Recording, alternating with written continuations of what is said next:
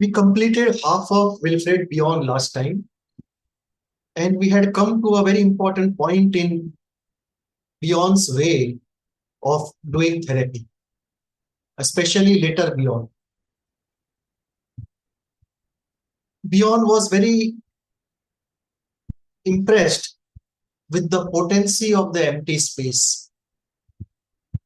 And by that, what we mean is when the therapist is not saying anything, the patient is not saying anything, but the patient is struggling with very difficult affects which are building up inside of him, which are very inane, very chaotic, which are in a pre-completion stage where he is not yet able to give a name. Is he feeling sad? Is he feeling angry? Is he feeling irritated? How is he feeling? It is a pre-stage of affect. The affect is still in the manufacturing process stage. From the raw material to the completion of the formation of affect, we are still in between. And the patient is feeling what we call the nameless dread, a dread to which we cannot give a name. Or you can have a nameless pre-sadness, a nameless pre-irritation, a nameless pre-anger. But there is a nameless feeling because the feeling is not yet clearly manufactured in the inner world.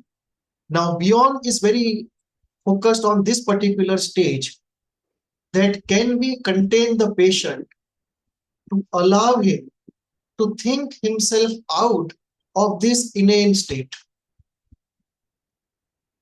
That can he bear the frustration of something that he is feeling but cannot name?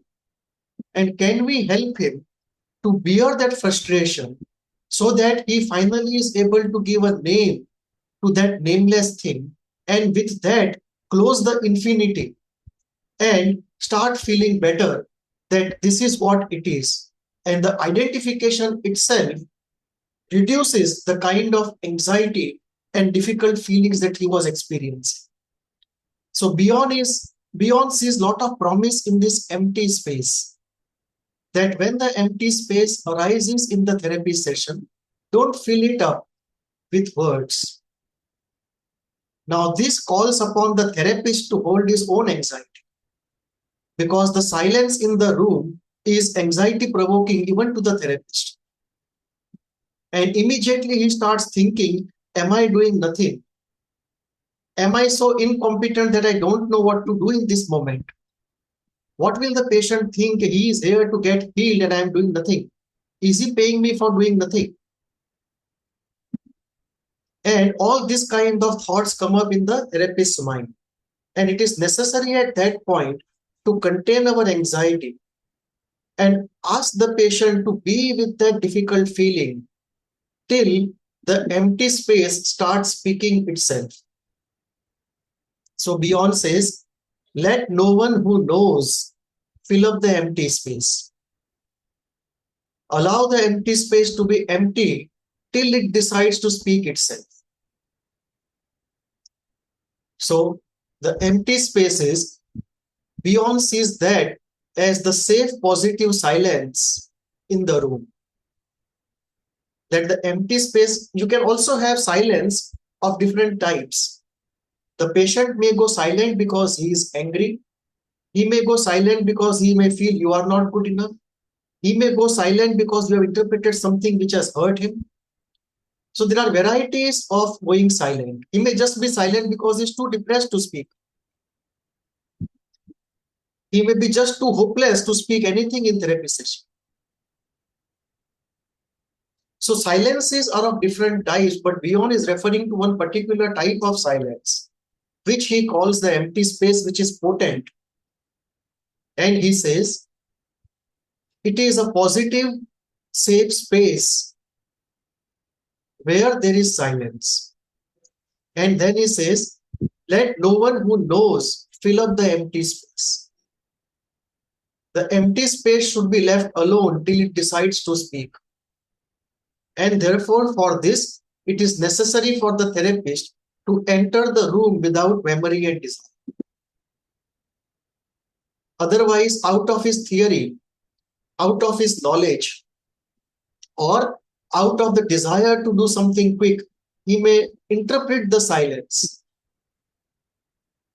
and destroy the potency of that emptiness.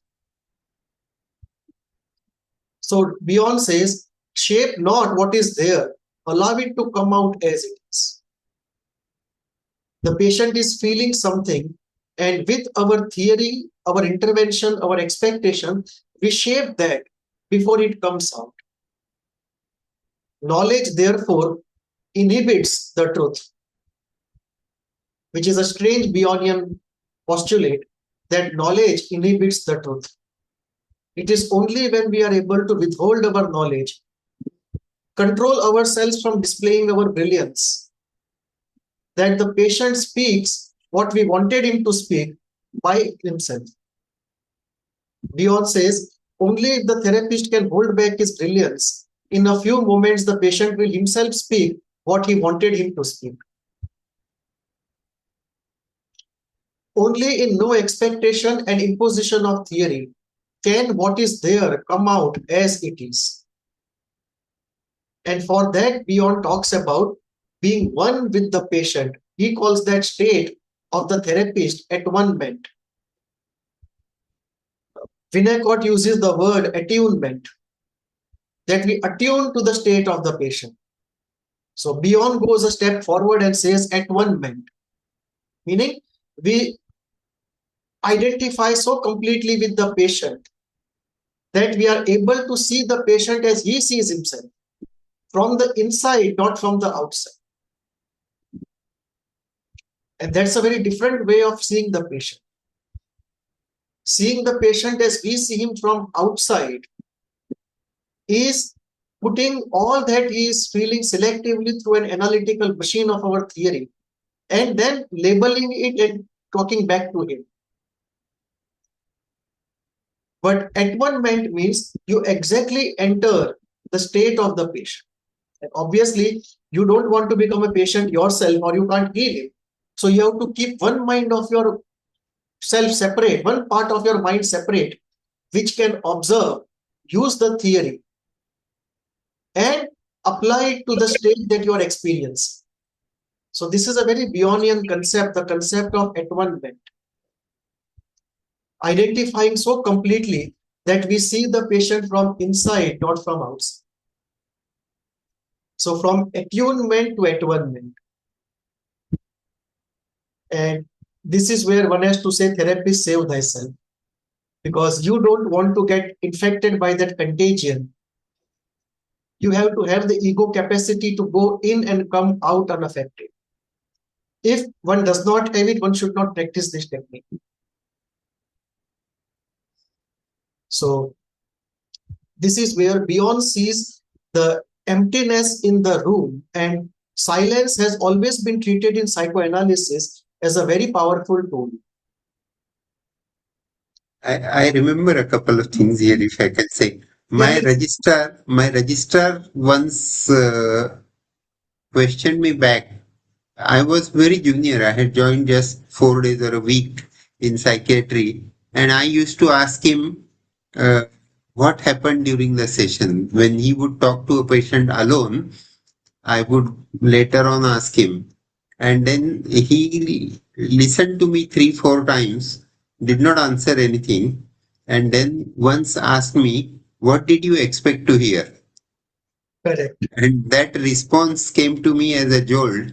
Thereafter, every time I ask myself, "What do I expect to hear?" And he gave that conscious this thing, look at myself. Another thing I remembered was uh, therapist and patient can resonate in deep empathic silence toward the termination, close toward the termination of the therapy. That also comes from analysis. Correct. Yeah. So there are different types of silences. Yes. And there's one video of mine on my channel which deals Yeah. only with the different types of silences.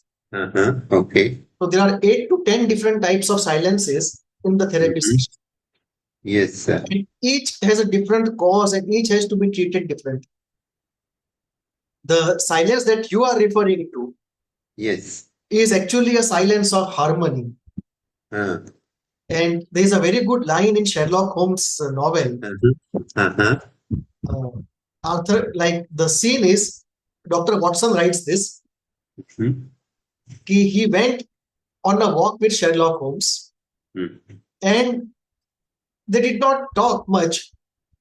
They kept on walking, and then they came back. And Mhm. Dr. Watson writes in his memoir. He says, "We walked together without talking much, as befits those who know each other intimately." Yeah. That they have said so much about themselves to each other that nothing more is left to be said. They have Yes. both learned about each other, accepted that, and they are comfortable with it. Yes. So there is no need now to Mm. fill up the silence with words, and one can be Yes. comfortable with that silence.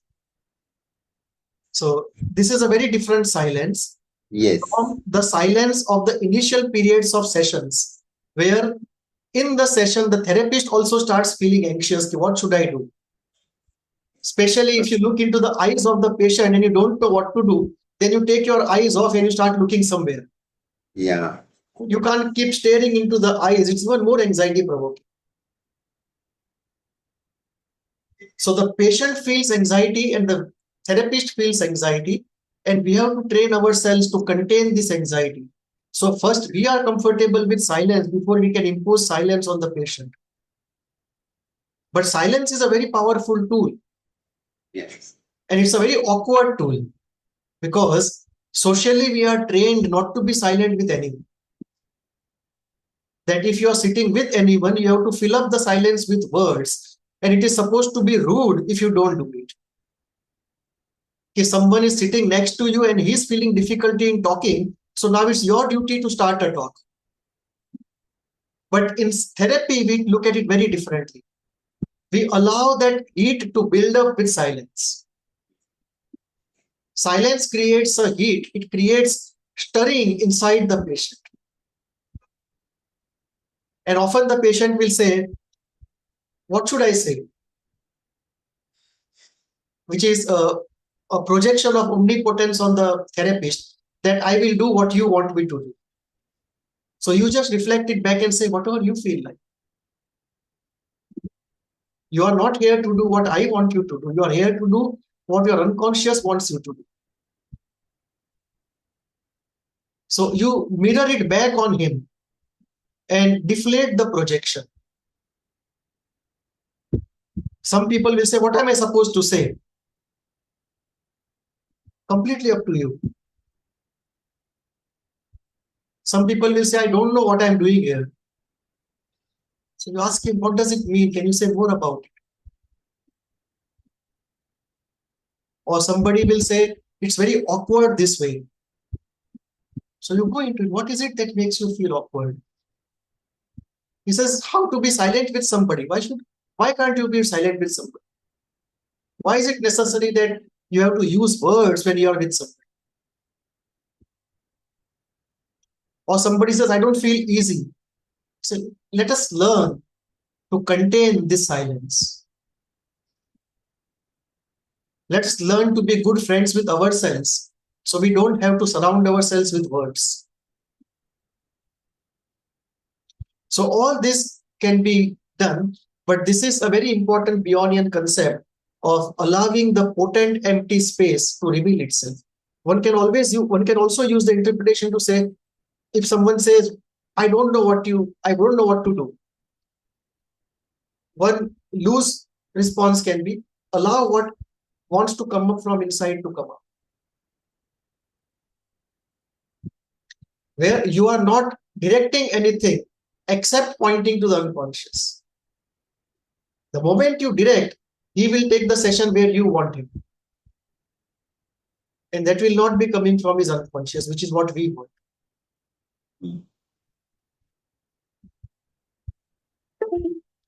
Any questions on this empty space? Any questions? Yeah. Go ahead. So is not like ability to not handle silence or be getting awkward in silent situations. Does that mean something? Like Yeah, will it that means, huh, huh. Will Gone. that show the person's condition in any way? Yeah, we all are uncomfortable with silence to different degrees. Very few people will be completely comfortable with silence, especially long silences. So it is partly a part of our social training. Partly it has to do with our inability to contain our anxiety in the face of silence. Partly it has to do with when we have nothing to do, our own inner material which is not resolved, that becomes active and starts coming up, which means a lot of things inside are not resolved. So the therapist has to first heal himself before he can actually heal the patient. And therefore, the therapist has to first look inside. Okay, what is stopping me from being silent? Why it is so uncomfortable to me? And when the therapist first heals himself, then he is able to contain the anxiety of silence of the patient, because the anxiety will build up inside. It's only after a long time of therapy that you will not feel anxious with silences. Initially, for 2 to 3 years of therapy, you will feel anxious. Mhm. And then a stage comes where not only you don't feel silent, you don't feel anxious, but the patient feels anxious and he puts his anxiety into you, and you are able to contain it. And then you can make an interpretation to the patient and say, are you feeling anxious? You don't refer to the silence. You can if you want to, but generally you don't. And you say, are you feeling anxious? And 80 out of 100 times patient will say yes. And often they'll be surprised, how do you know? Because they have put unconsciously their anxiety into you. And if you know how to make sense out of that projective identification, then you can make sense of it. Okay, this is not my anxiety. I have worked through mine. So this is his. Otherwise, there is a confusion that what you feel, is it yours or is it the patient's? So it is therefore necessary for the therapist to first be in therapy for some years, so that he is clear, okay, what he is experiencing inside him is not his material, the patient's material. So then when you point out, then the patient will say something. It can also be anger, that in the silence, suddenly you start feeling anger inside of, and that's a projective identification of anger from the patient. So all effects can be put into you. And if you are sorted enough, you can interpret that to the patient and then ask the patient towards whom this is. That are you feeling angry right now? The patient will say yes. So then you say, okay, towards whom is it? So he'll say towards that man. Then you can ask him, what is it about? Then the event will come out. The event which was completely unconscious, which is even today, even now unconscious, will slowly come out. So, so silence is one of the difficult things to work with in therapy. And especially looking in the eye is even more difficult. So many people will start looking towards the table, towards the desk, towards the tube light, because looking in the eyes is even more anxiety provoking. Thank Any you. more questions? No, sir, but I have a doubt Uh-huh. uh, that at times excessive eye contact is also काय म्हणायचं त्याला it gives you away and it shows that you are uncomfortable, or the patient may take it as confrontative, and one should not be artificially locked into locked with the gaze of the patient. Absolutely. But if the important point is I should feel at ease Correct. and be ready to take whatever patient says. So what you said is the rule number one, that one Yeah, should feel natural yeah, and one should not be propelled by theory. You should always maintain eye contact. yes, yes. That is one part. Rule number one. Rule number two is there are some specific techniques where this has its importance, Mm. like ISTDP. And there they literally lock in. Yeah, It's very awkward, but they really lock in. okay. In fact, they request the patient also to lock in. They interpret that why are you looking away? Why are you not looking in my eyes? You are not maintaining the eye contact. You are trying to hide something from me in affective terms. So let us look at what you are trying to avoid. That by avoiding my eyes, you are avoiding something inside of you. So let us look at what you are avoiding. So that's a very intense kind of technique.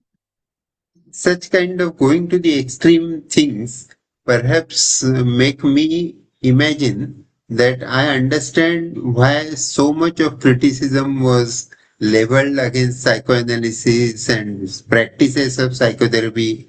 I remember our friend and professor of religion and anthropology, she's a German lady, and she was once talking to me about 15 years ago, and she was almost making fun of psychoanalysis, and I said, no, I love it.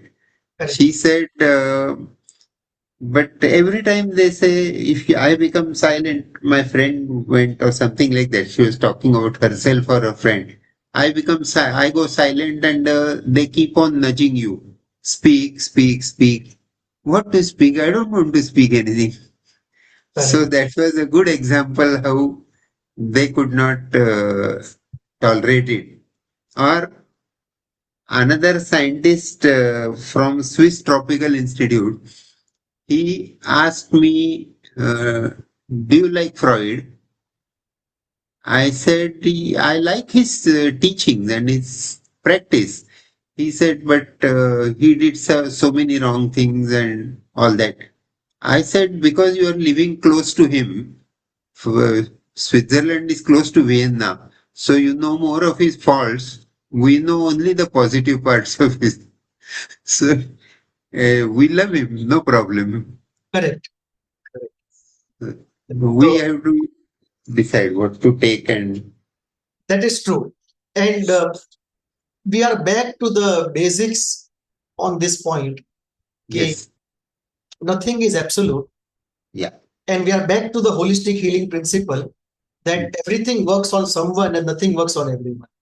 yeah, So there will be one group of patients who can pull off the mm, ISTDP kind of intensity, mm, but there will be many groups of patients who won't like that kind of intensity. mm, understand. Second, it also depends on you as a person, ki what Mm, comes naturally to you. yes, very much. So. Like you will be the last person I will say do ISTDP,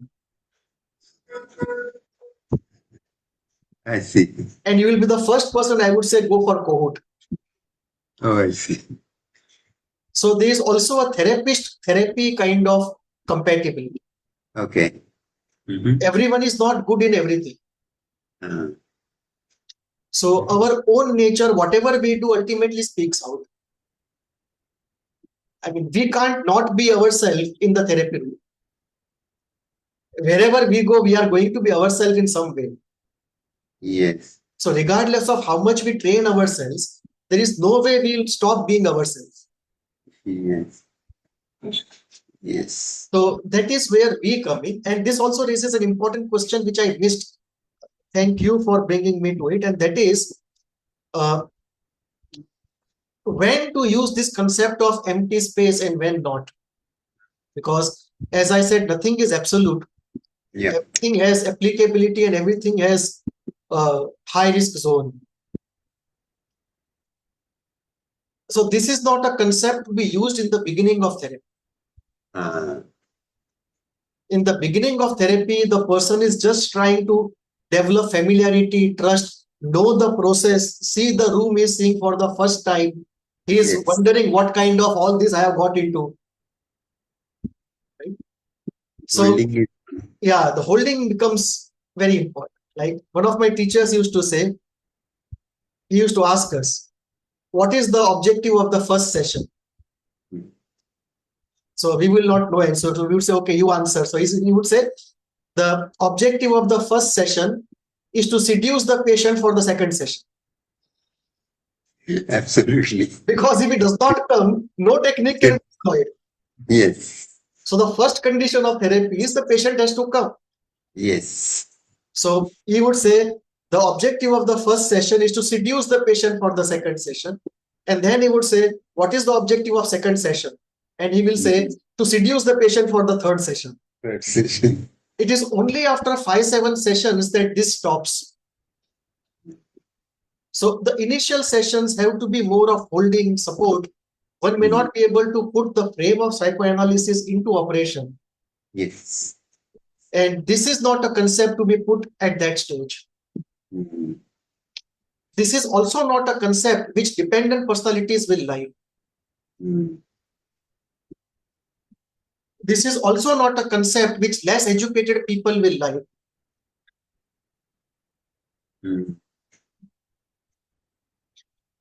Because I have heard sometimes they will say in Gujarati, but I will translate in Hindi. It means कि आप बात करने के पैसे लोगे. And then they will say कि अच्छा मैं तो सोचा था बात करोगे, आप तो बात भी नहीं करते, तो आप किस चीज के पैसे ले? So this concept is not for that group. Yeah.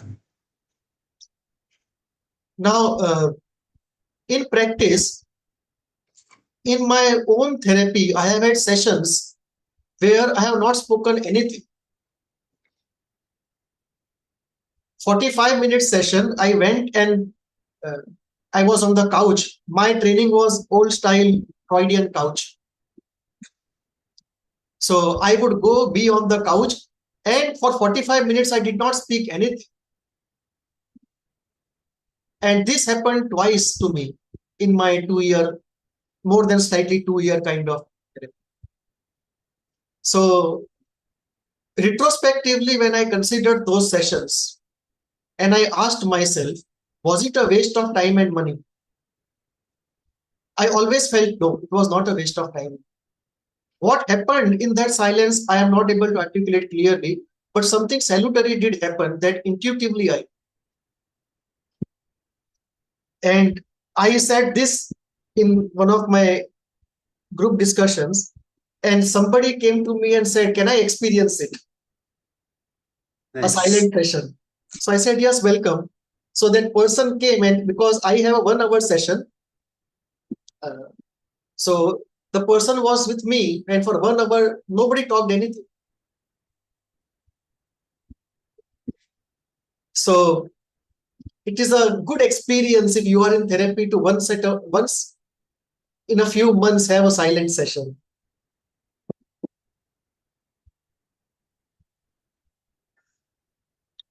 One of the things that happens is in that silence, a lot of things come up from inside because silence creates a crisis. Yes. It creates an emotional crisis. And things come up, and if you are not overwhelmed by the crisis, then you internalize the silence and the safety of the therapy room, that therapy space. You internalize the silence and the safety and the peace. Like many clients of mine have told me, okay, one of the things that we have learned from you is to be silent. That you don't speak for 15 minutes, 20 minutes. So it is possible to do this, that we have learned, and then they practiced it with their children and it worked very well. The quality of child upbringing changed rapidly because otherwise you are used to intruding into people's what Winnicott calls going on being. Going on? Being. B-E-I-N. That the child is playing.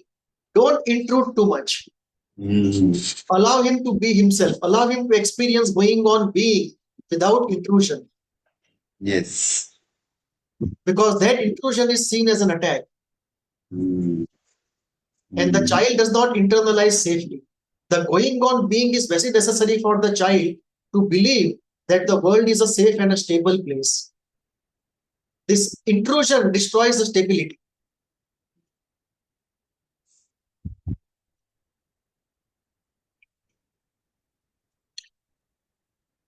Early and late Bion. As we discussed, Bion's theories were not monochromatic across his life. The early Bion thought very differently from the late Bion.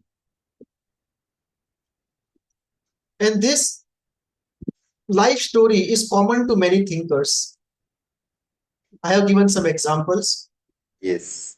Freud, early Freud and late Freud are very different.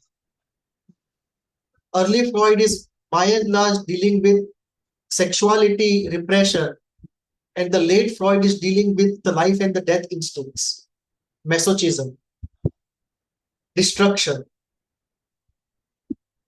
So the early Freud is full of life instinct, and the late Freud is full of death instinct, partly naturally also so because he was aging. And the onset of cancer. Yeah, correct. Mm. And the war.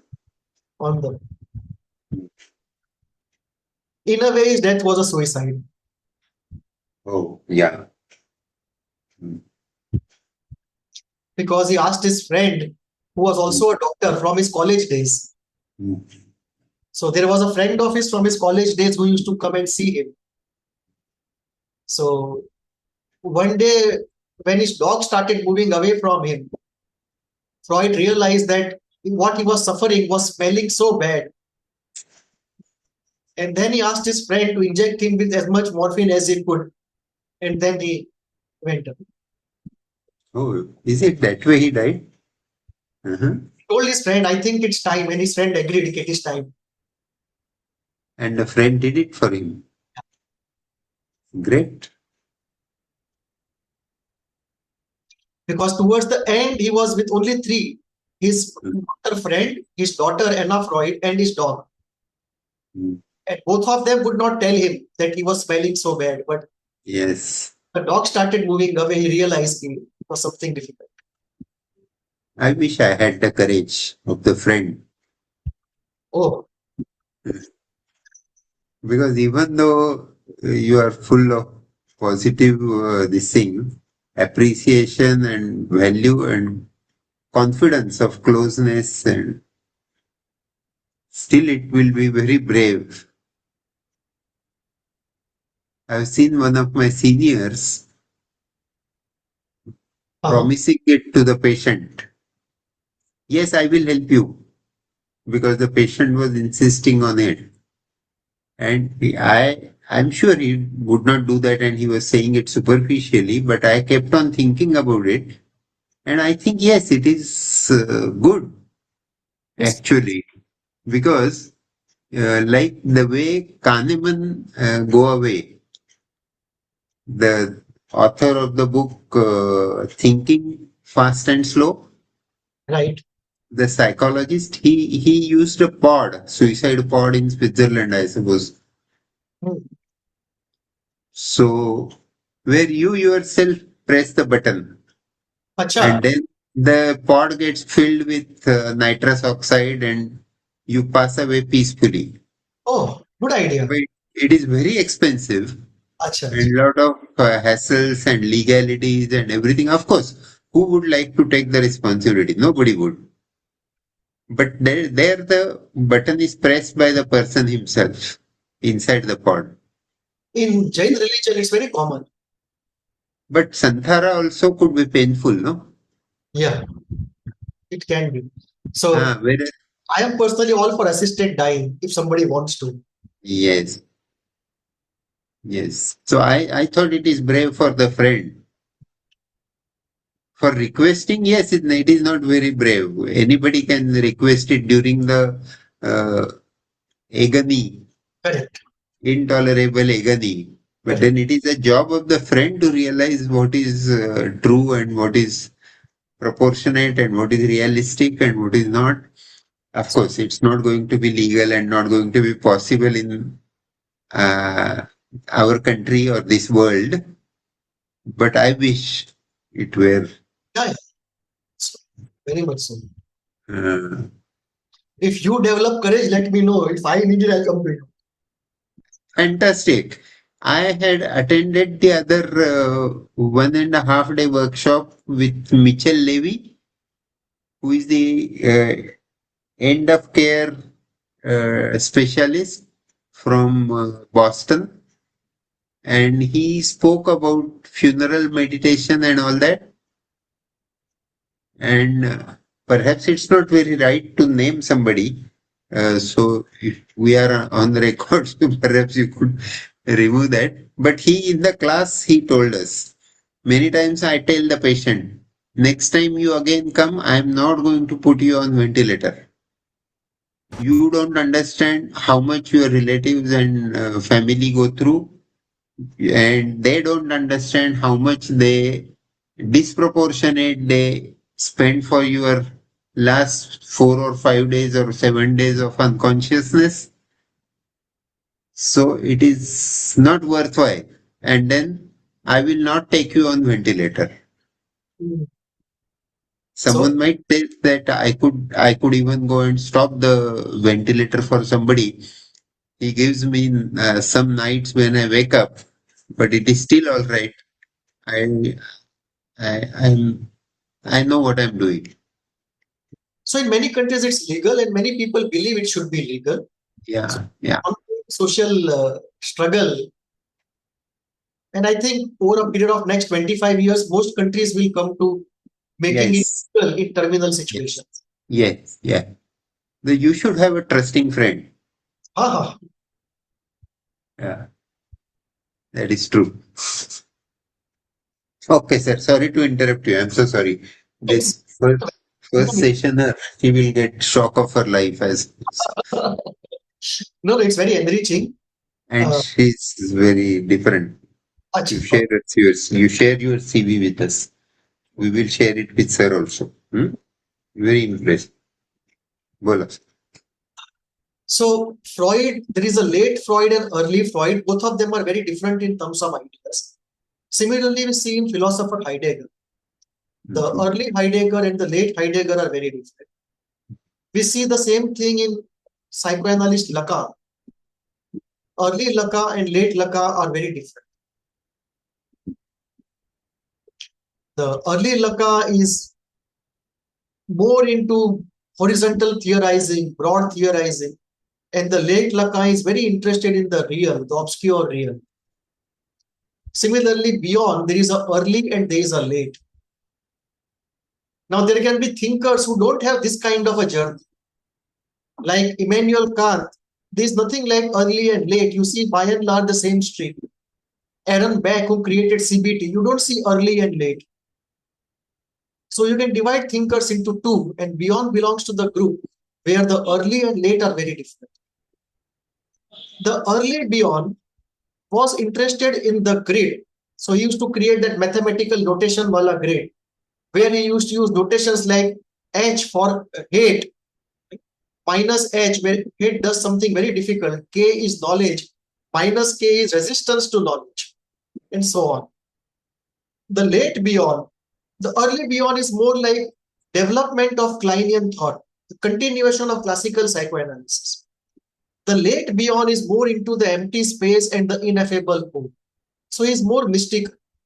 So the journey here is from the classical psychoanalysis into more and more towards something that others think mystical, but he thinks it's still psychoanalysis.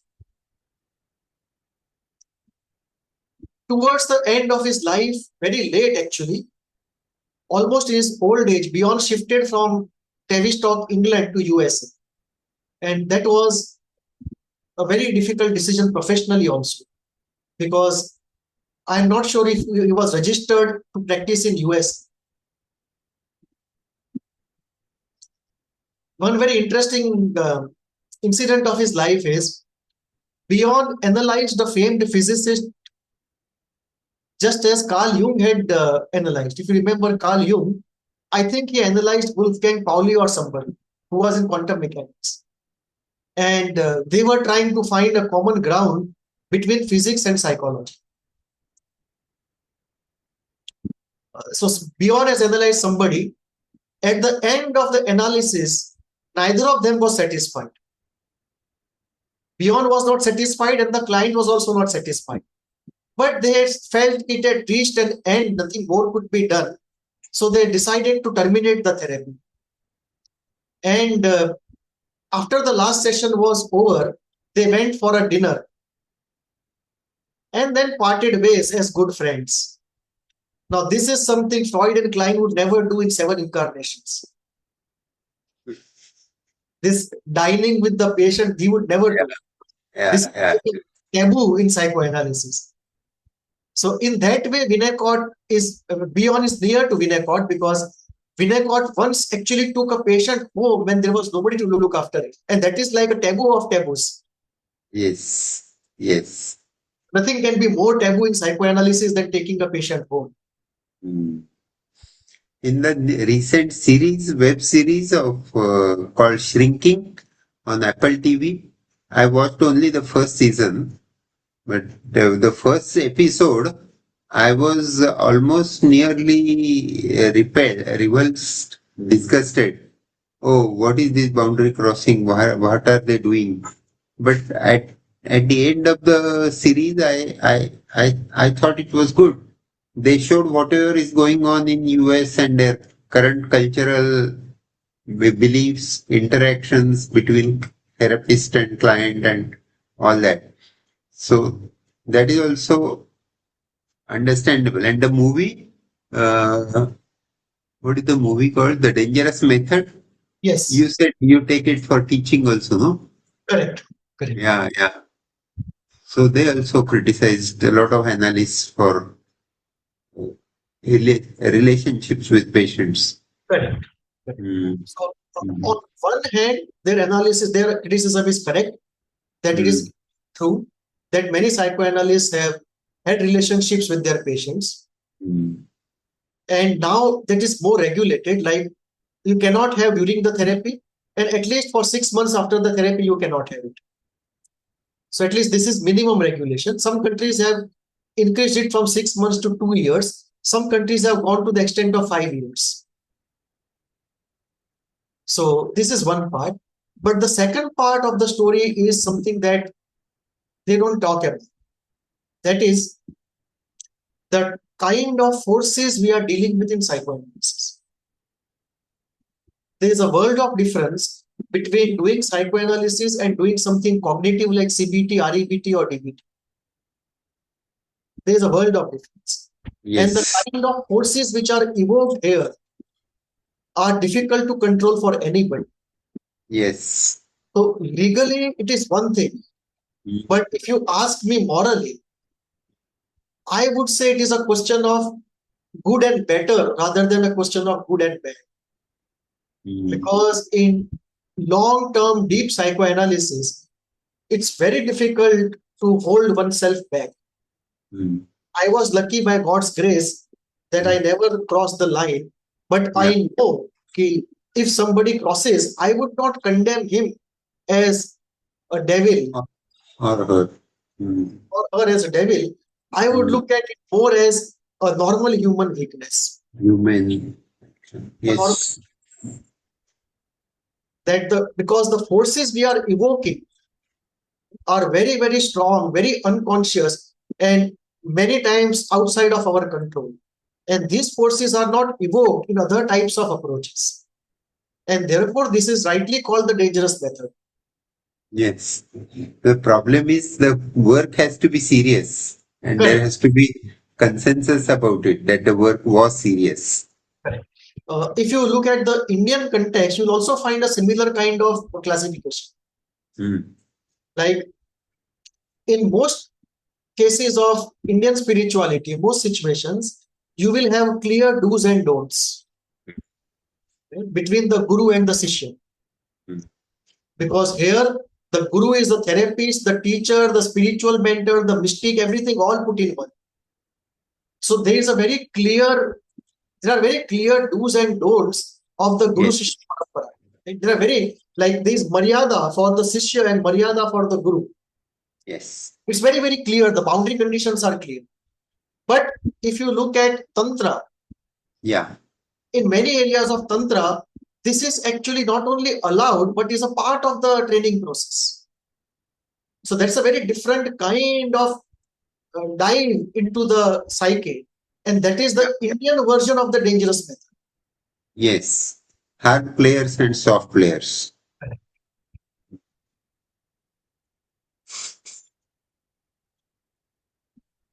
So now let us go to the group part of it. As I said before, that Bion is special among psychoanalysts because psychoanalysis primarily was geared for one-to-one working. It was never geared for group working. But Bion extended it to group therapy. And group therapy has its own pluses and minuses. Minuses are very clear: confidentiality and shame. It's very difficult to be open in the group compared to alone with the therapy. So that's a very clear minus. The plus is, in countries like India, where most people cannot afford individual therapy, where you don't have adequate number of therapists to look after patients, this looks like a more practical solution out. So we should be leveraging group therapy in India, but we are not doing it actually. I once innovated a WhatsApp Telegram based model where one can have anonymity in group. You bring a new SIM and you give a pseudonym to yourself. Yes. You don't tell anybody where you are residing right now. You can participate in a group either with video on or with video off. If you keep the video off, nobody can see you. If you keep the video on, only people from your city probably might make it out. The coordinator can create a system where he invites group members and takes only one from each city. I understand. That you can do. Or you can ask them, if somebody else from the city comes, are you okay with it? So this way you can have an anonymous group online and do group therapy. But group therapy is very different from ordinary therapy because of two reasons. One, in one-to-one therapy, you are dealing only with the pathology of the person. Here you are dealing with pathology of every member. Second, here you are dealing also with the pathological interactions that are happening between them. And third, the very existence in the group creates some sort of pathology which was not there before. Not in DSM diagnostic terms, but in process terms. So Bion went into group pathology. Like, he was of the idea that the groups are like mental systems. And societies just don't form like that. So any group, whether it's a family or a therapy group or a regiment in an army or a department in a university, any group is like a mental system. And there are conscious and unconscious, both kind of processes going on all the time. So some members act as containers and some members want to be contained in the group. Some people take up the narcissistic exhibitionist position, and some people take the hiding position. They want to be incognito in the group. So our behavior comes out in the group. How much social anxiety we have, how much fear of taking leadership position we have. And as we saw last time, groups can grow into pathological status. We saw the three pathological states in which group can go: dependency, fight and flight, and pairing. And any group, like one group that you have right now working on a paper, yes, you can analyze that group also. Or you can analyze our group, the three of us right now. Yes. So any group can be analyzed in this way.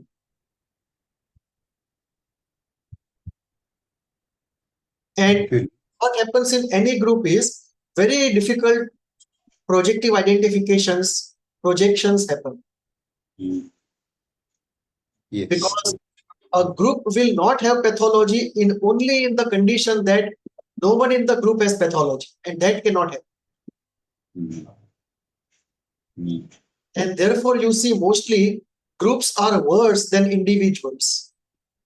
There are very few groups who are better than individuals. I agree.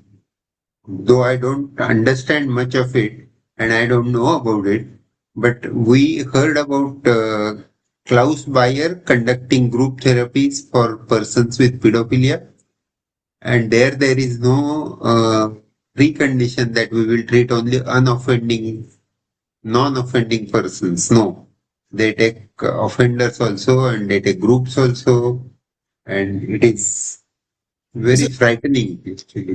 very frightening because if you are the coordinator of the group, how do you Mm. ensure that nobody misbehaves? Yes. Let Not us here, but outside the group also. You are responsible for their life.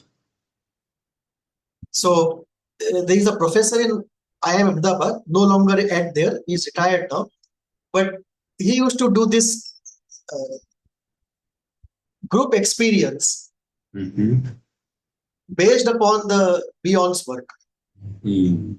So his way was he would take a group of 7 to 12 people usually Mm.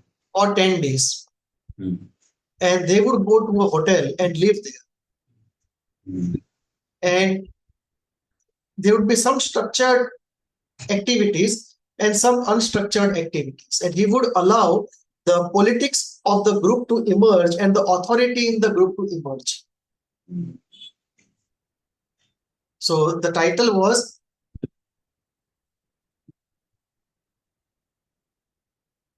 Groups, Authority, Hierarchy, and the Politics of Connectedness. Mm. Okay, how do we find whom to connect? Out of 10 people in the group, we choose one or two and we talk to them more than others. So unconsciously, how do we filter them out? And how does this, in his words, politics of relationships work? So there is a group projective identification phenomena also going on between across the members of the group.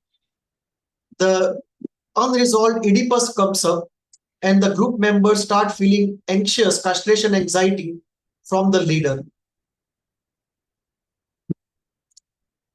The group also is moving on the fame shame continuum because it's a social situation. Because in a social situation, this fame shame will get activated. You also see the game of self-worth and domination. Because in the group, domination, submission, looking at one's self-worth and the self-worth of others, unconsciously evaluating it and then finding out whom to dominate and whom to be submissive to. That also becomes a part of the group process.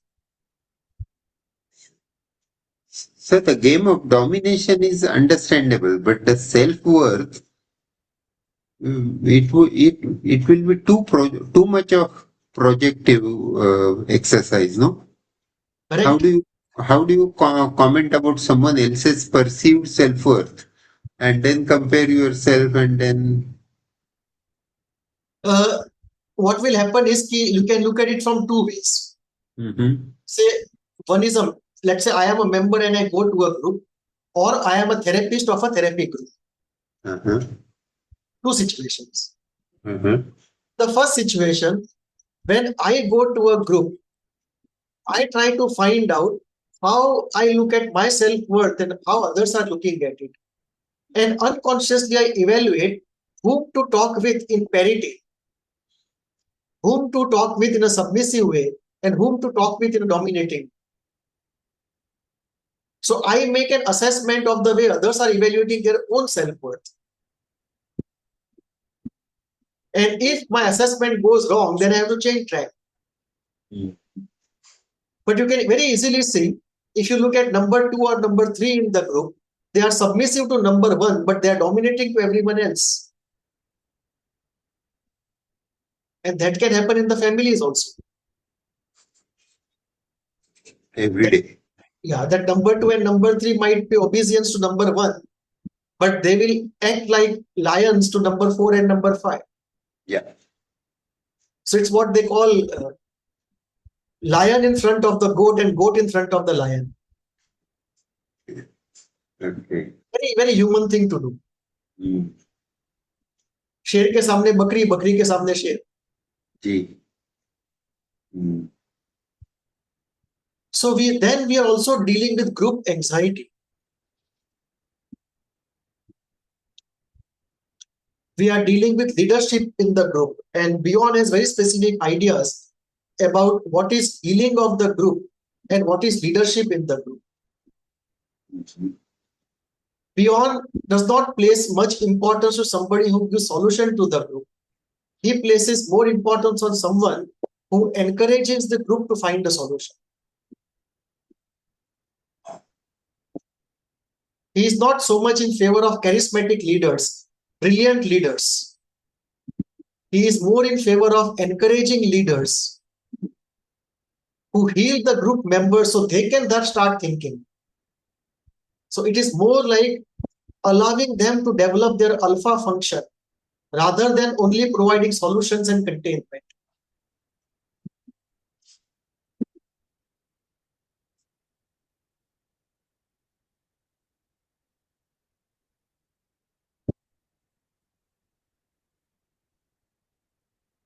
Bion also talks about a social alpha function, which is very interesting. Like in individual alpha function, we said that unbearable affective states need to be contained so that we can develop our capability to think oneself out of it. Suppose, let me give an example.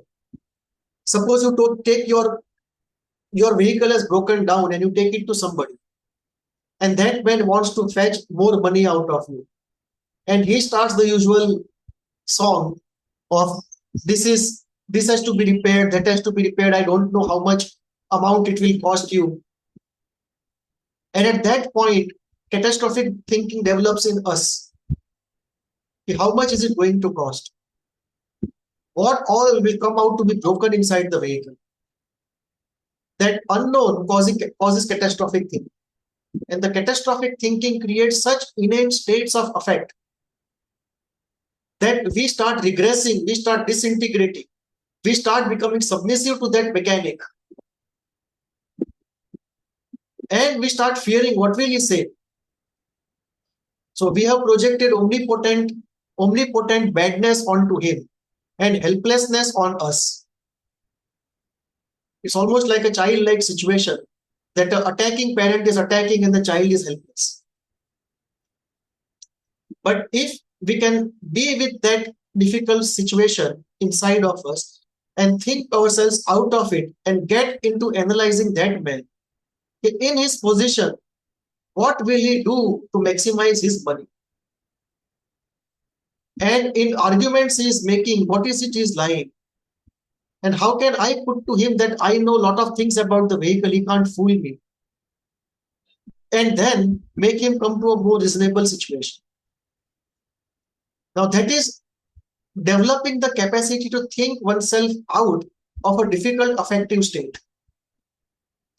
So Bion goes more into that a leader who encourages and helps his group members to come think out of the difficult states is a better leader rather than the one who gives brilliant solutions.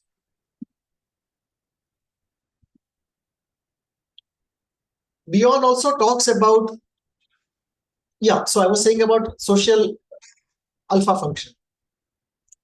Now in the alpha function, we said we should be able to think ourselves out of difficult affective states, especially those that involve fragmentation, disintegration, catastrophic thinking, very high anxiety, very high of any affect, or very high of pre-affect inane situations.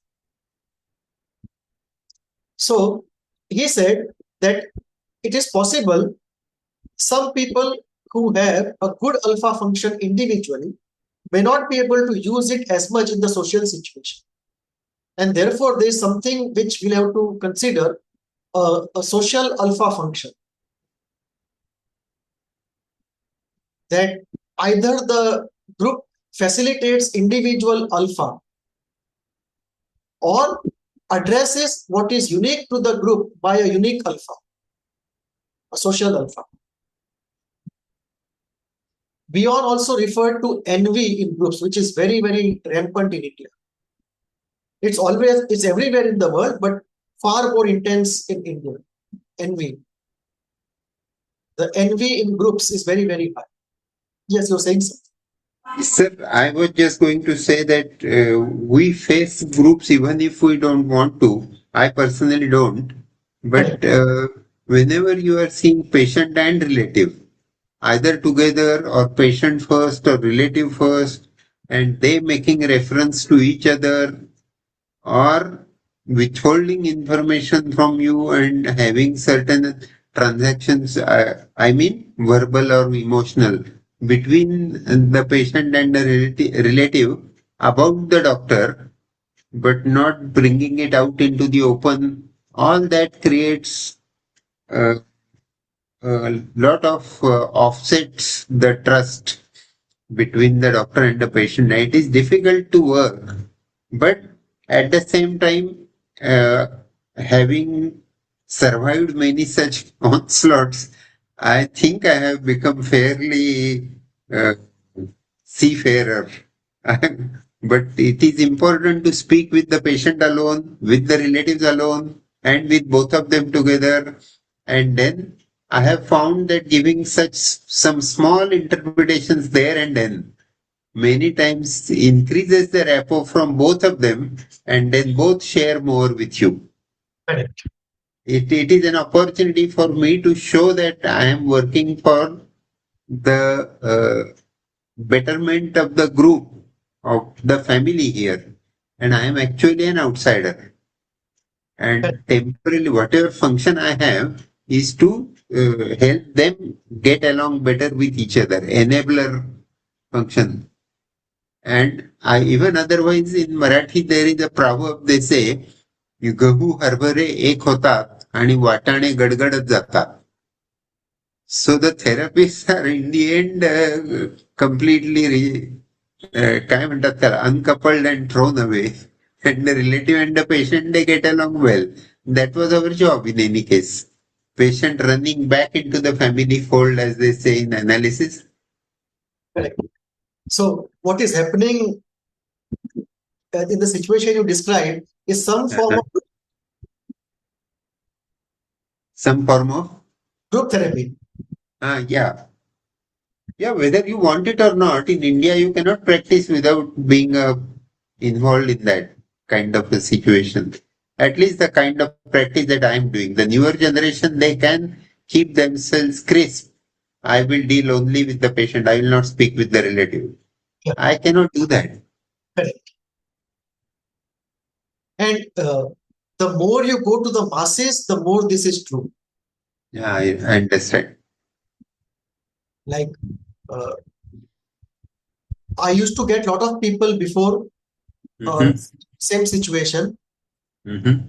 I would talk to the patient, to the parents, and to the informers, and then I would say, okay, from next time I'll deal only with the patient. Yeah. And in many cases, I lost the patient. Mm-hmm. The parents wanted to interfere and they could not.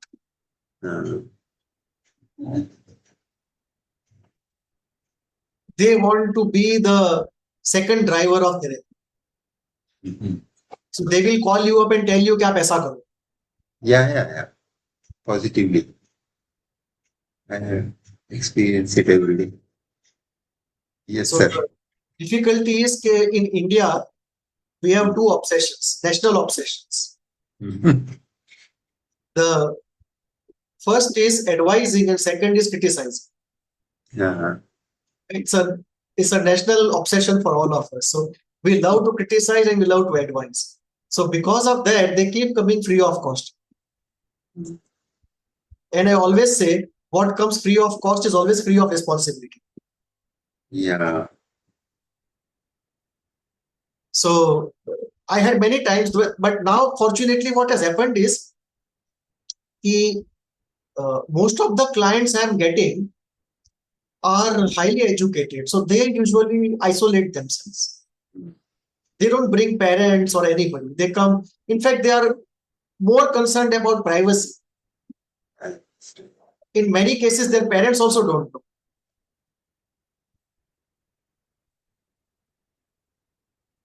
Like those who are young and who have started working and who can pay for their own therapy. Yeah. In many cases, they don't even tell their parents. Do you know why? Hmm? No. Because if they tell their parents, the parents will start their own group therapy. Yes. Yeah, I understand. And the patient is terrified. It is because Yes. of their group therapy the patient has reached where he has reached. And he doesn't Yes. want to. Hmm. I agree.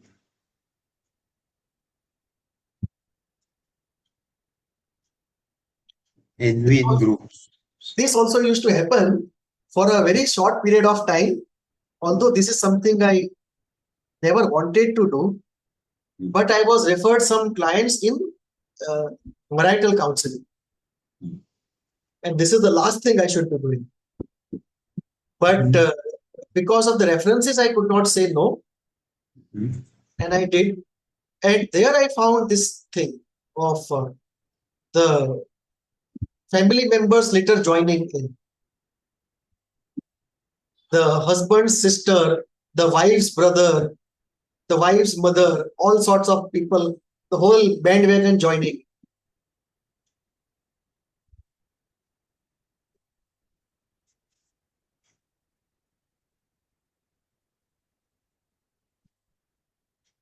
So that's a very typical Indian drama. I will Yes. not divorce you and I will not allow you to live in peace.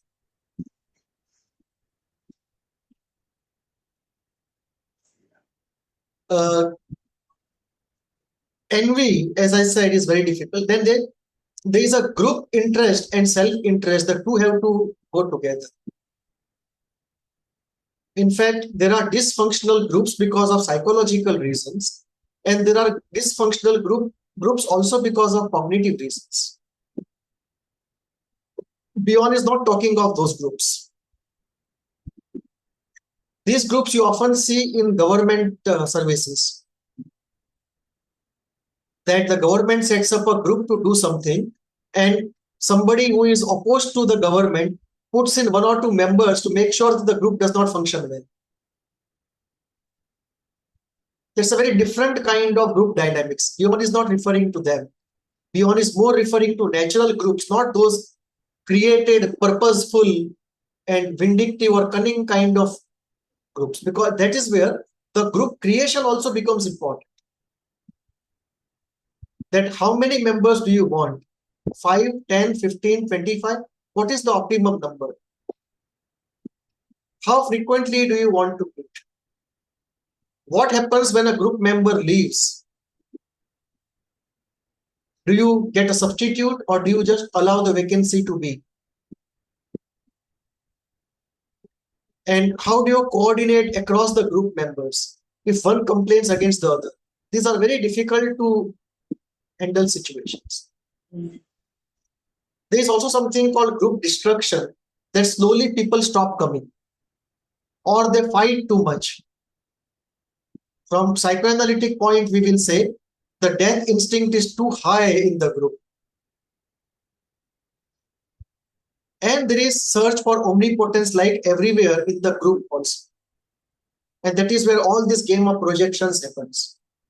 Idealization of someone, de-idealization of someone. Yeah. So this is something very novel in Bion, that in no other school of psychoanalysis, except for Bion and to some extent Bellet, that we find analysis applied to the group situation.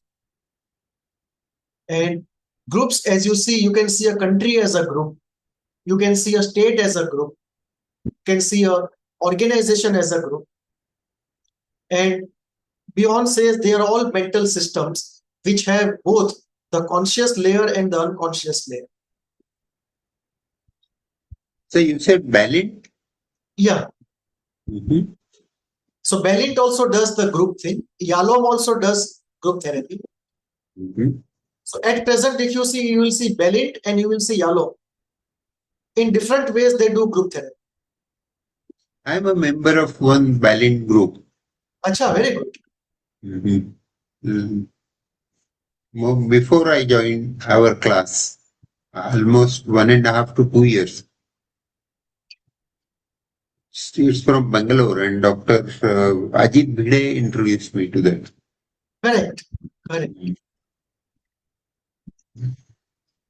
I found I initially got this point with them to discuss also that the time given for describing our patient or experience with the patient is very short. Correct. But then I realized that the purpose there is to understand and support the difficulty of the group member rather than to analyze the patient in depth. Correct. It was formed after the World War, no? When the psychiatrists were very rare. So uh, so whosoever saw the patient could come into the join the group and discuss the difficulty he or she had, and then get comments from the group after an intermediate period of silence where the person doesn't speak anything. Then the group discuss the patient and then they come back and discuss openly. Correct. So this is not really for case analysis. This is Yes. for the two things. One is to give a tested out solution ready-made. Mm-hmm. If somebody has faced a similar situation before. Mm-hmm. And I second, think go that. into uh, the the inner difficulties of the therapist. Yeah, that's for sure. Because supervision takes a very different form. Uh, Like if you focus on the case, it's a different kind of supervision. mm, If you focus on the technique, it's a different kind of supervision. yes. And with technique, there are two parts of technique. One is the sheer practice of it, the skill. Mm, And the second is the internal world of the therapist. mm, So when you get into the internal world of the therapist, then supervision takes a very different form. It's almost like doing a semi-therapy of the therapist. yes. So many ways one could look at the same session. It's kaleidoscopic. Correct. Actually. And that is where the difference comes in individual supervision and group supervision. Absolutely. If you want variety of ideas, go for Mm, groups. If you want in-depth discussion of your own forbidden material, go for individuals. mm, The purpose is different. Both of them are geared for a very different kind of purpose. And I'm reminded, even in case of overall supervision, let us say without any focus, mhm. partly you do case analysis, partly you do technique analysis, partly you do therapist analysis. There are two ways actually. Very interesting. I think I have put that in my video on supervision, but I'll just repeat in 2 minutes. One of my I experienced supervision in two different types. One of my supervisors, he would ask us in a group to read our transcript of a session. And as you go, he would interpret right there. He would say, I should know as much as you knew at that point.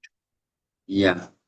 Because when you were at 10 minutes of the session, you did not know what's going to happen in 20 minutes of the session. So his idea was, I will go with you just as you went. Yes. And the second supervisor, he had a different technique. He would ask us first, line by line. Sorry, sir. Your voice was breaking. The second supervisor had a different method. He would Uh-huh. first ask us to narrate the whole session. Yeah. and then start from the beginning line by line. I see. A very different kind of approach. Yes. Should we break for a cup of tea and come back in 10 minutes? Positively. Thank you, sir. Shreya,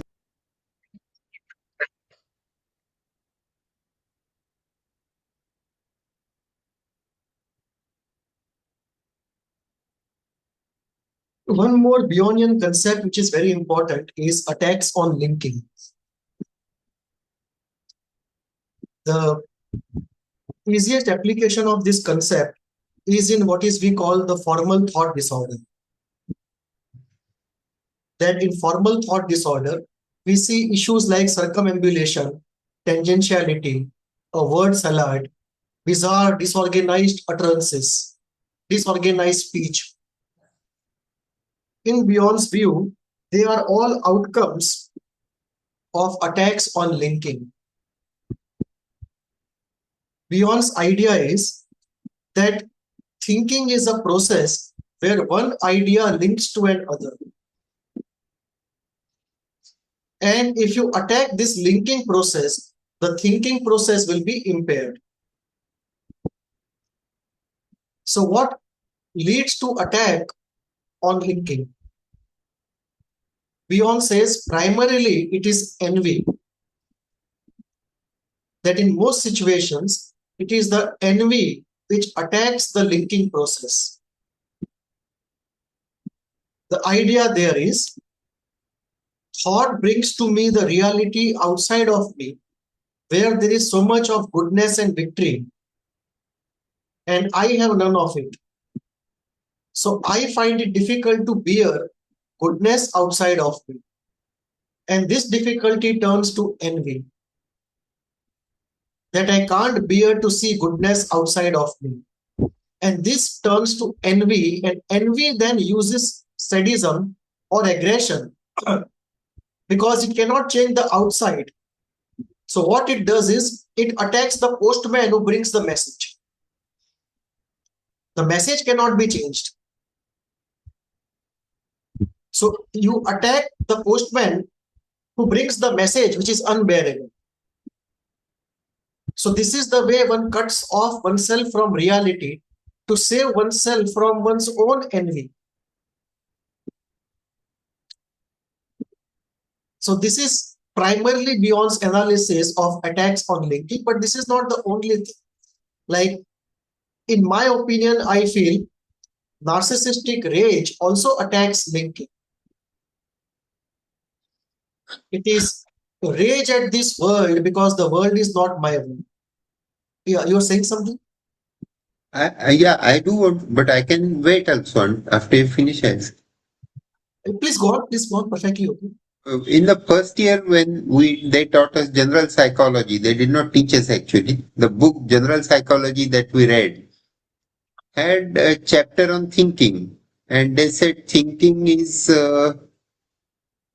logical progression of ideas which are connected by logical processes, and that disruption leads to primary process thinking, or then form of thought or content of thought, the kind of disorders.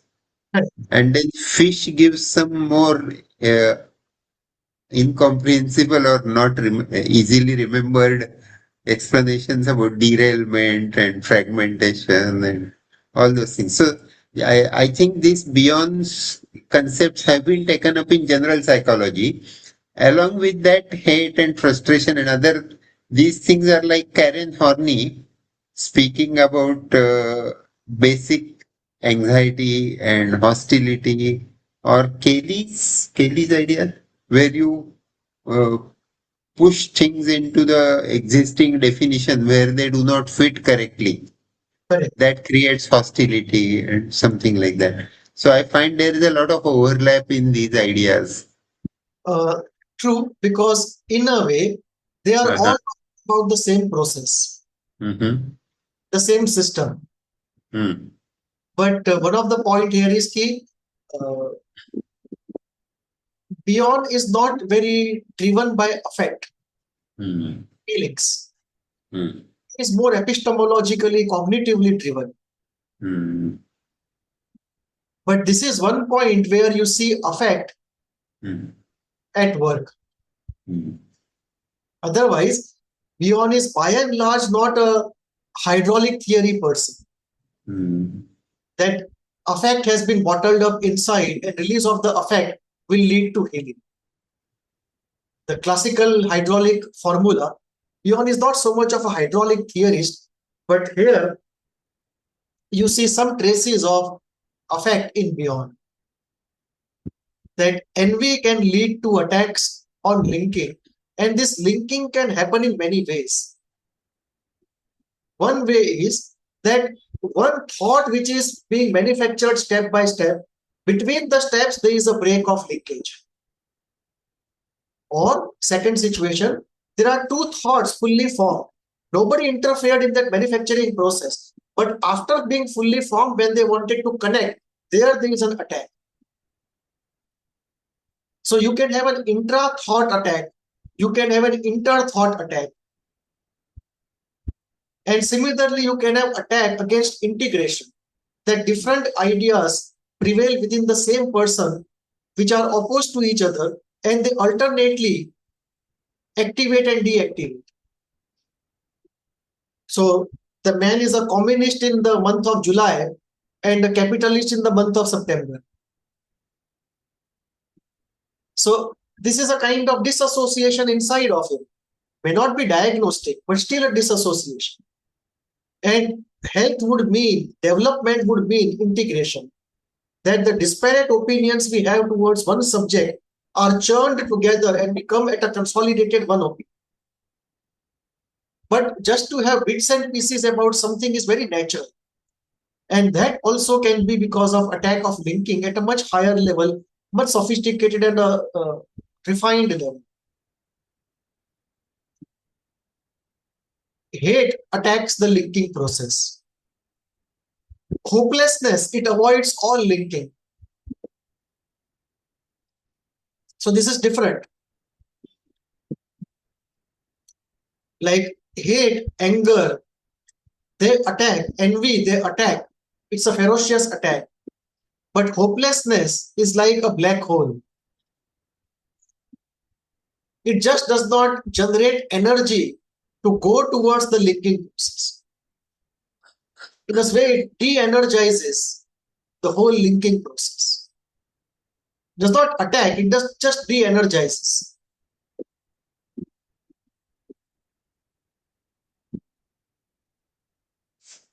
Repressed anger can avoid healthy linking. And when the healthy linking is avoided, you have repetition. Like if you are angry with somebody, you keep thinking about that person angrily again and again and again. When you are very anxious, you keep repeating the same thing. So anxiety can lead to repetition, anger can also lead to repetition. And that means that linking with other ideas is avoided and therefore repetition is going on. You are not able to move away from one idea because of a failure of linking. That is how OCD and OCPD is explained in the Bionian frame. That the linking function has been destroyed, which does not allow you to move from what is being repeated. And that has to do with repressed anger or anxiety or something. Guilt can also avoid healthy linking. Shame can also avoid healthy linking. So what is suppressed out of guilt and shame does not come into consciousness. It remains in the unconscious. So linking can be between the conscious and the unconscious. It can be between two ideas in the conscious. It can be between two ideas in the unconscious. It can be between idea in the conscious and affect in the unconscious. It can be between two different paradigms that you are alternately thinking about, not able to bring them together.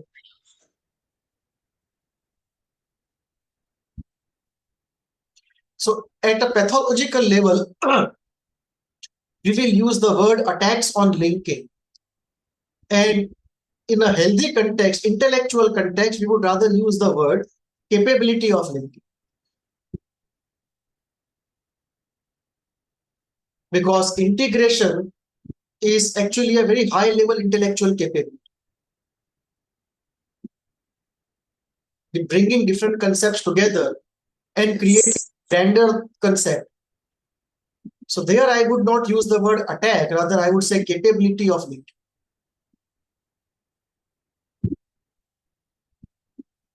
So this for Bion is very important. And for Bion, all the thought disorders are by and large because of attacks on thinking.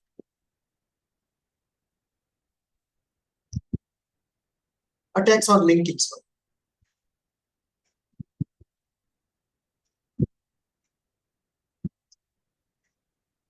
What can be other reasons for attacks on linking or refusal to link? Like, for example, you believe in communism and Russia collapses, but you still want to believe in communism. So you don't want that fact of history to be linked to your belief. You want to keep them in separate compartments. Otherwise, your belief will go. A believer in God, he finds some event which cannot be explained by his beliefs. So he keeps them isolated. He does not want that linking to happen. It's a defensive keeping away. So in Bion's language, or not in his language, but in his spirit, man denies truth more than the truth being unavailable. That we don't often want to learn, not because knowledge to learn is not available, but because we don't want to learn. Ideological, religious thinking that has lot of schizoid elements, schizoid phenomena. Keep the two separate, don't allow them to come together. So attacks on linking avoids all that is contrary or cannot be explained by the religious thinking or ideological thinking. They maintain the attack on linking in order to safeguard their ideology.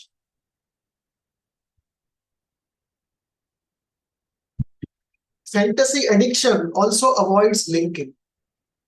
You don't want to link fantasy to reality, because that will take half the power and pleasure away from fantasy.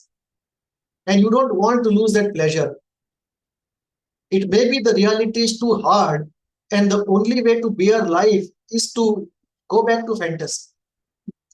But in maintaining fantasy, we avoid linking the fantasy with reality. And this is very common in teenage situation. In the teenage phase of our life, we practically live in our dreams.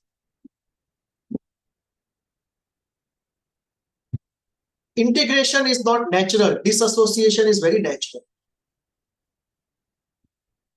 It may not be diagnostic by DSM standards, but disassociation is a very normal tendency of the human mind. And integration is not natural. It's very effortful and painful to integrate. Attacks on linking enhances disassociation. Bion says, truth is avoided if it is emotionally unbearable. We accept truth only conditionally. Unbearable truth is avoided. Fantasy ideas about celebrities, fairy tales, mythology, stories, we deliberately avoid linkages with this. We want the fantasies to be there to help us bear an unbearable world. So attack on linking also has a positive function. It helps us to preserve fantasy and bear the world. Rousseau said something very interesting in this context. He says, when reason turns against man, man will turn against reason. Meaning man is far more than just cognitive reason. There are parts of him far more fundamental and far more powerful than logic. Yes. The emotional unconscious component of him is far more powerful than the cognitive component of him. And when the cognitive component does not allow the unconscious emotional component to live itself out, that part will turn against reason also. It will just throw reason away and turn to faith. Faith in different ways. If you want examples, you can take examples of Ram Rahim, Asharam, the godman. So when a godman who has a lot of followers is found involved in a scandal and gets arrested by the government, the court convicts him. Even then, the followers maintain this is a conspiracy. Some of the followers are able to take it and modify their views, but some of the followers are not able to take it because that was their only bulwark against an unbearable reality. He presented to them a good world. He presented to them a safe world, a magical world, which was allowing them to bear the reality, which is very terrible for them. And now this man is gone, they can't accept it. The inner equilibrium will collapse if they were to accept the truth. So for them, it is necessary to avoid the truth to maintain the equilibrium of the psyche. So the psychic reality often is far more important than the accuracy or cognitive truth of this world. The psychic truth is far more fundamental than the cognitive truth.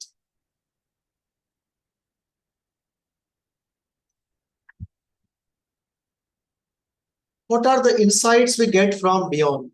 If we were to summarize his work, the first insight we get is thinking is not something that develops naturally. It is based upon a relational containment phase of our early life. If we don't find containment in relationships, we don't develop our thinking function very well. So the child is not a micro man, he is a man in the making. And one of the ingredients of the man in the making, of that making process, is relational containment. If this element is not supplied, the thinking capacity does not develop, or at least does not develop completely.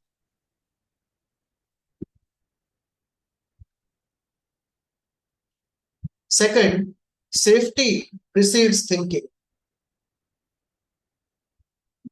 So true. One has to feel safe to think. When you are under anxiety, under attack by somebody, your cognitive apparatus cannot think to its full capacity. You are just trying to cope up with your anxiety, with the fear of attack, with the fear of loss. So safety creates a situation in which thinking can happen. Thinking is not independent of safety.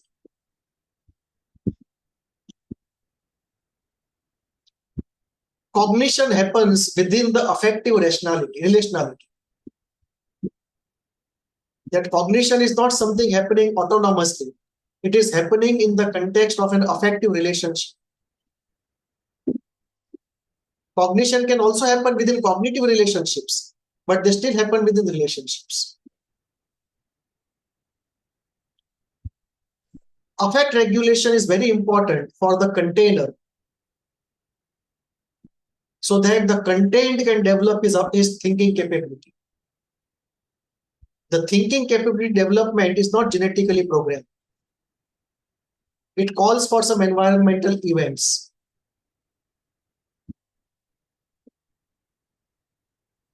Groups are not just collectivities for division of labor. Groups are mental systems. It is just not division of labor. The group is also an affective system, also a mental system.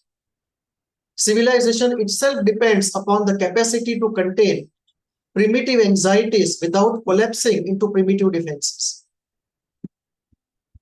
So as a group, if we look at the whole of human civilization, that also as a mental system has to contain the primitive anxieties of the group. And if it fails, the group collapses into primitive defenses of split and attack, which you can see right now in the Gulf. Truth emerges from negative capability. It's a very good idea by Jung Winnicott that Bion borrows. So what is negative capability? Usually we say capability is the potency to do something, but often capability is not to do something. So Yes, that is what. I'm incapable of doing harm. So that's a good. Negative capability. So that's a good negative capability. Yes.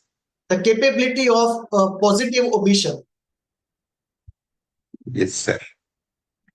So he says that when we are in front of the empty space, we have to exercise this negative capability of bearing that anxiety and those difficult to bear emotions and allow the empty space to speak itself. Until then, we have to contain.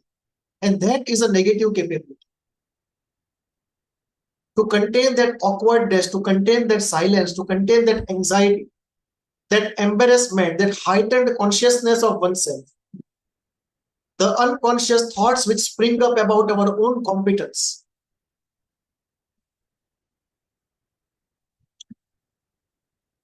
The ineffable O, the ultimate emotional reality, or the ultimate fundamental event of healing, like God, cannot be known. We can only see the after effects of it.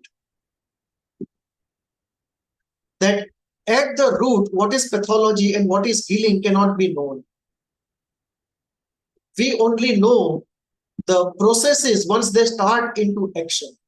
But the final ultimate event of healing, the ineffable O, is beyond what we can know. Now, you may not agree with it, but this is what is the spirit of Bionian thinking. One of the elements of Bionian thinking. Knowledge leaves us at the door of truth, waiting for it to emerge. And if this knowledge is not made passive, knowledge inhibits the truth. It contaminates the truth, does not allow it to emerge unshaped by us as it originally was.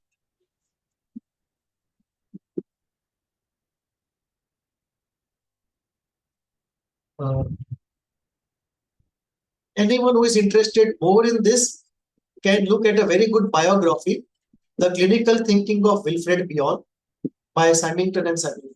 It's a very good, reliable book on Wilfred Bion.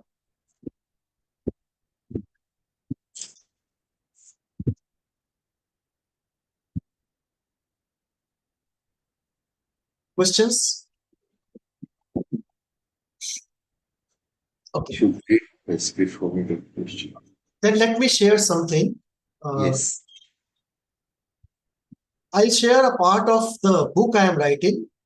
There you can see the connection between fundamental ideas of Bion and what disorders they contribute to in DSM terms. Okay. So let me just share that.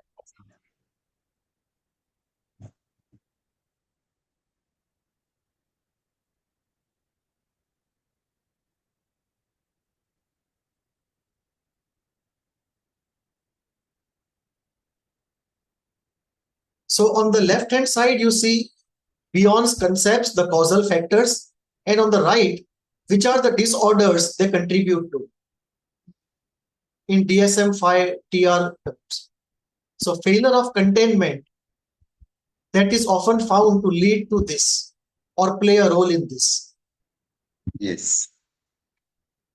Psychotic spectrum disorders, bipolar disorders, anxiety disorders, and so on. The defective alpha function can lead to this.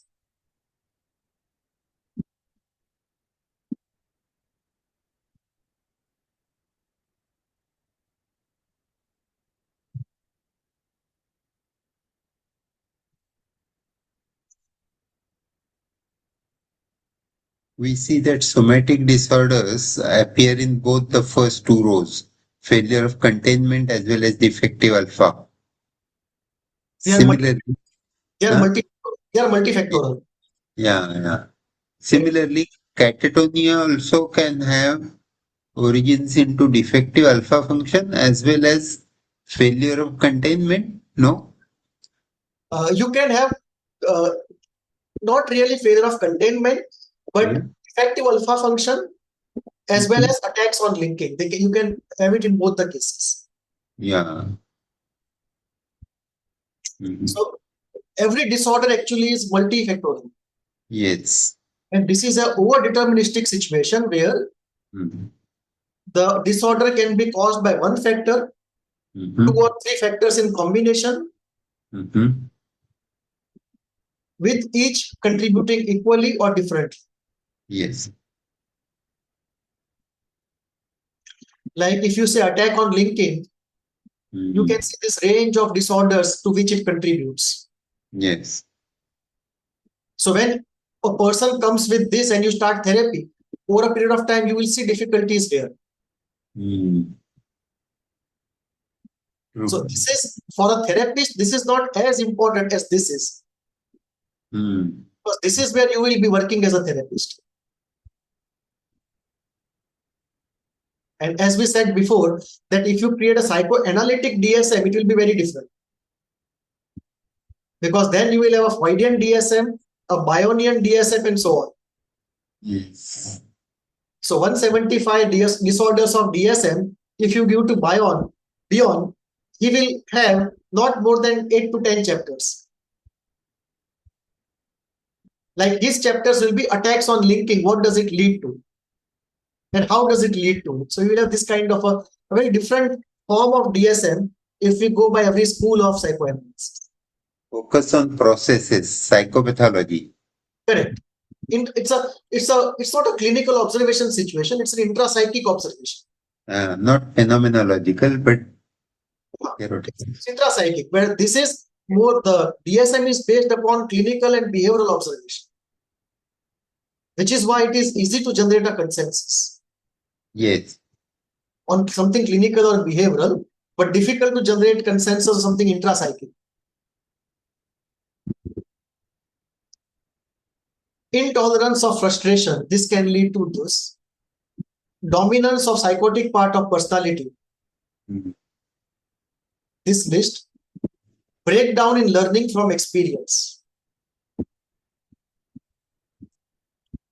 Then the group pathology. And then what one can see is uh, one can even connect the diagnostic criteria of any given disorder to the psychoanalytic concepts. Like, for example, you can have psychotic states in 5 to 7 disorders. You can have dissociation in 5 to 7 disorders. You can have addiction of different types. And whenever you find this kind of thing, that this diagnostic criteria, anywhere you find in whatever disorder they arise, like you can have anxiety in so many variety of disorders. So there, each of the disorders, each of the diagnostic criteria, for example, let's say depression. And in depression, you have impairment in sleep, impairment in diet, impairment in motivation to work, avoidance of people, the whole list of it. So if you want to go one by one, okay, what psychological process will lead to each of them, then that also can be done, that you can have Bion's concept here and what diagnostic criteria it can generate, regardless of which disorder they go into. So that way one can look at Bion's concept and the symptoms or the diagnostic criteria that they generate.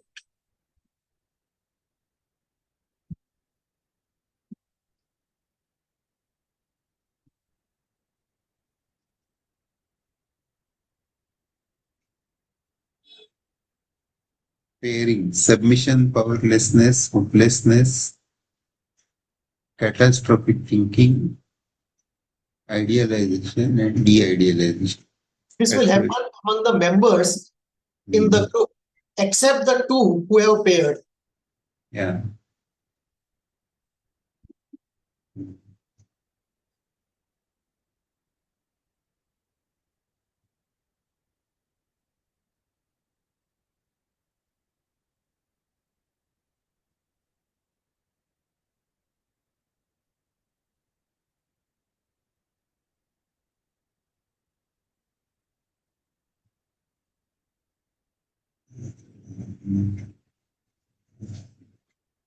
It's an ambitious exercise, actually.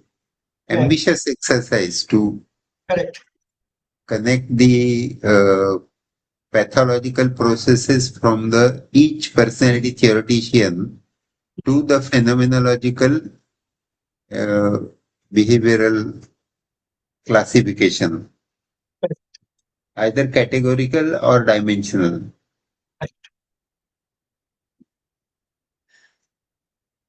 So ICD I'm not really going deep into. I'm just Mhm. touching it on the way. But DSM-5 I'm going into. Great. It will be nice to read that, sharing that.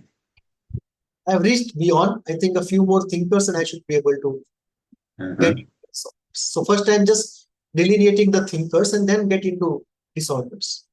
Mhm.